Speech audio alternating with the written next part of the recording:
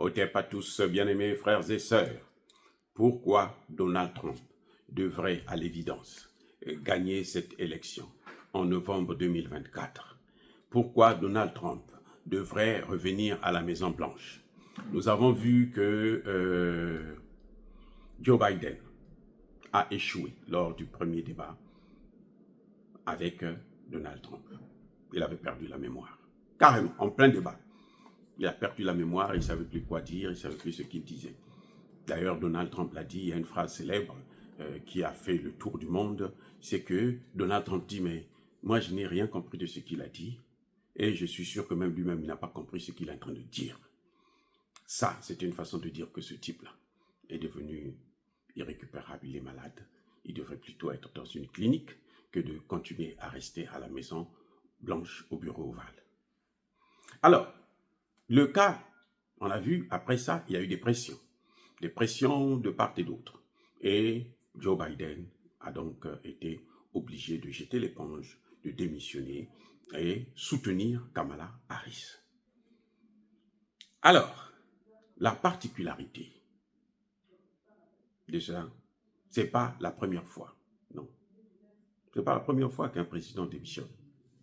C'est déjà, ça c'est la troisième fois qu'un président démissionne en pleine campagne.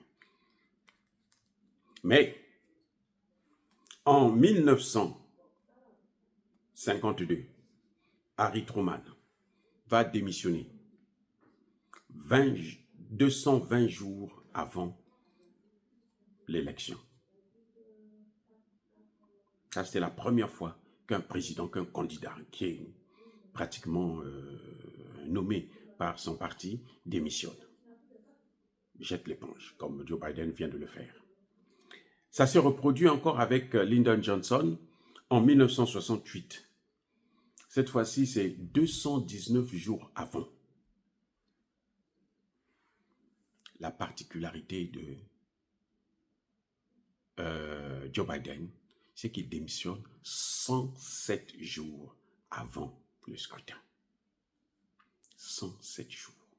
Donc, il ne laisse pas le temps à son remplaçant de mobiliser, de s'habituer avec sa théorie, d'élaborer même une politique générale, une politique qu'elle va suivre.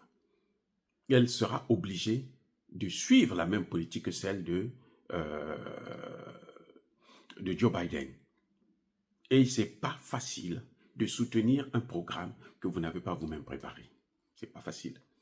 C'est-à-dire qu'on vous impose, c'est comme si vous lisez un livre, vous étudiez. C'est pour ça d'ailleurs que vous voyez nos étudiants là, ils ont des difficultés, hein, les élèves, parce qu'on apprend, on récite. Cette dame sera obligée de réciter. En dehors du dossier de l'IVG, hein, l'interruption volontaire de grossesse, qui est déjà critiquée par Donald Trump, parce qu'elle veut qu'on avorte même à 9 mois, sinon, quand le bébé est né, tout de suite après, on le liquide, quoi.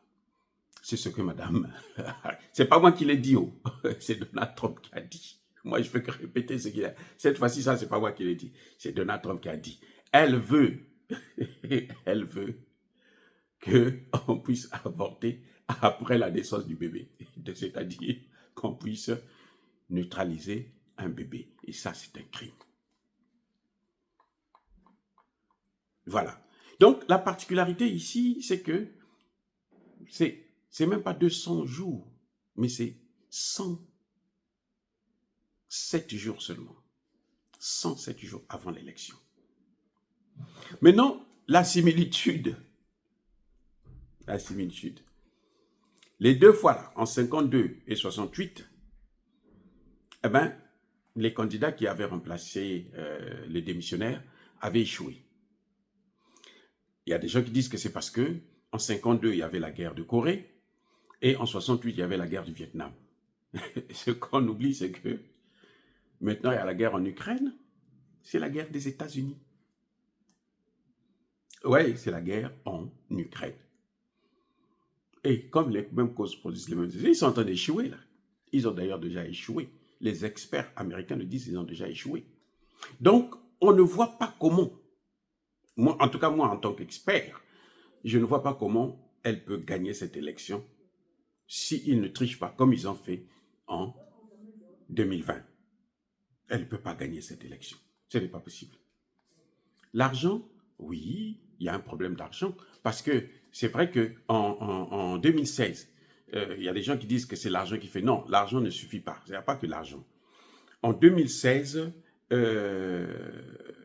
Donald Trump avait seulement 74 millions de dollars, alors que Joe Biden avait 1 milliard et 44 millions de dollars. Donc, vous voyez la différence, près de 300 millions de dollars de différence. Ça a joué. Mais cette fois-ci, là, Donald Trump ne fait pas cadeau d'aide. On ne connaît pas encore le montant exact, mais ça ne fait que venir. Ça ne fait que venir. Surtout pendant qu'on le persécutait avec les problèmes de la justice, là, il n'a fait qu'augmenter, il n'a fait qu'avancer. Donc, ce qui est clair, c'est que l'élection est pratiquement gagnée d'avance. Mais bien entendu, la campagne est en train de battre son plein et que Donald Trump doit continuer à mobiliser ses troupes. Mais en réalité, les mêmes causes produisent les mêmes effets.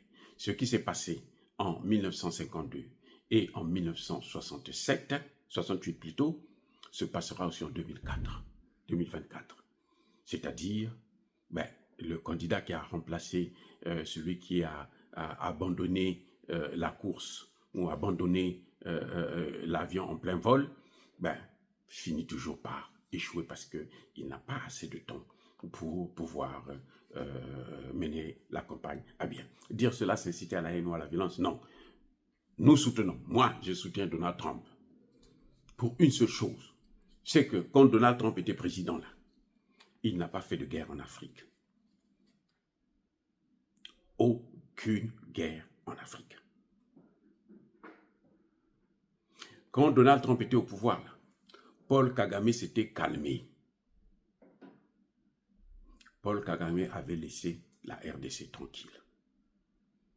Quand Donald Trump était au pouvoir, il a fait partir, comment vous l'appelez, Joseph Kabila, qui s'était incrusté 18 ans, à massacrer le pays, à livrer le pays aux Rwandais, aux Ougandais et Kenyans. C'est Donald Trump qui est venu mettre un terme à ça. Donc, pour moi, je vais voter. Écoutez, je vous dis d'avance, hein, quand je vais aller voter là, sachez que je vais voter pour Trump. Voilà. À cause de ça, à cause de l'Afrique, la politique africaine, c'est le moindre mal. C'est Joe Biden. Kamala Harris est venue là au Ghana. Elle dit non, il faut que les hommes épousent les hommes, les femmes épousent les femmes. Prenez-moi une loi pour ça. Elle vient nous imposer leur culture. Joe Biden nous a imposé des sanctions à la RDC. Là. La RDC était sous sanction. Là, ils ont encore donné d'autres sanctions. C'est revenu encore les sanctions. Ils ont demandé à ce qu'on puisse plus vendre des armes à la RDC. Mais ils vendent des armes au Rwanda, ils vendent des armes à l'Ouganda, ils vendent des armes. C'est-à-dire qu'on punit la victime, pas le bourreau. Nous maudissons Félix Tshisekedi, qui continue à considérer les Américains comme étant ses partenaires. Surtout ces démocrates-là. Nous le maudissons. Parce que ce n'est pas normal. Ah oui. Vous avez entendu Kofi Olomide parler la dernière fois, et je soutiens d'ailleurs cette thèse de Kofi Olomide. Quelqu'un vous fait la guerre, vous devrez faire la guerre. Vous ne devez pas patienter, non, trêve humanitaire, alors qu'il n'y a même pas d'aide humanitaire. Kofi Olomide, pour une fois, a eu raison sur toute la ligne. Et bravo encore une fois de plus. Bref, je vous montre là pourquoi moi, je soutiens Donald Trump. Ce n'est pas parce que, il est bon aux États-Unis, l'immigration et autres. Je m'en fous de l'immigration. L'immigration, d'ailleurs, ce n'est pas notre problème. Ça nous tue. Vous voyez comment nos enfants meurent là? Parce qu'ils veulent fuir. Comment ils meurent dans la mer là? Surtout en Europe, on les canarde. On les tue. Que ce soit en Italie, aux frontières, là, on les tue. Ah oui, ce n'est pas tous les bateaux qui coulent. Hein. D'autres bateaux sont coulés.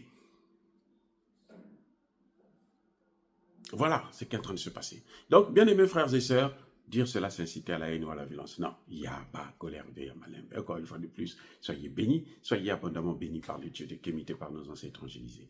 Mais que tous ceux qui persécutent le continent africain, le pillent et le déstabilisent, qu'ils soient noirs, blancs, chinois, arabes, juifs, indiens ou qui qu'ils soient punis, maudits, foudroyés, neutralisés, écrasés, effacés par le Dieu de Kémité et par nos ancêtres évangélisés. Vive l'Afrique éternelle, j'ai dit et j'assume.